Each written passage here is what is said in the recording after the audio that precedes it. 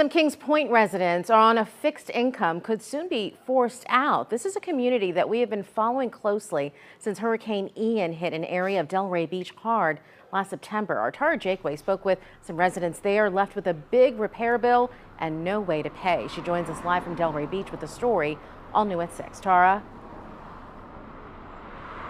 Well, as you said, those residents here at Kings Point are still reeling from that tornado that tore through this gated community back on the evening of September 27th. But now they've been hit with a bill for more than $3,000 for the storm that only lasts 3 minutes. It's a bill that many say they can't pay, even though a lot of their units were unscathed. Elizabeth LeSueur says the tornado was becoming a distant memory for her until management sent this. We got the letter to pay $3,200 for all of the damage on the roof. And in this area, we didn't have any damage. My husband went even to the roof to check if we did have some problems. He didn't see any damage. Gladys Dianderis asked the board to see the breakdown of the repair costs. What did they say back to you?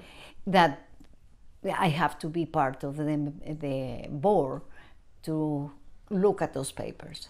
But still, they say they have to pay within 6 months or else they'll lose their place. This is a place for retired people, you know, where we live out of a pension. Luyan has to ask her family for money. I have to tell my brother, well, I don't have any money, so are you going to help me? We have some people that they came over to look. They love the place, but they find out that the HOAs are very high.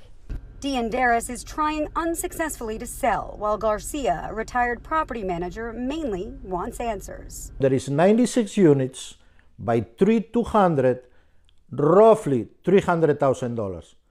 $300,000 is 5%. That means the damage was $6 million. And the math he did is on 2 buildings here. That's on buildings E and buildings P. We reached out to property management as well as the condo association, and we have not yet heard back. Reporting live from Delray Beach, Tara Jakeway, WPBF 25 News.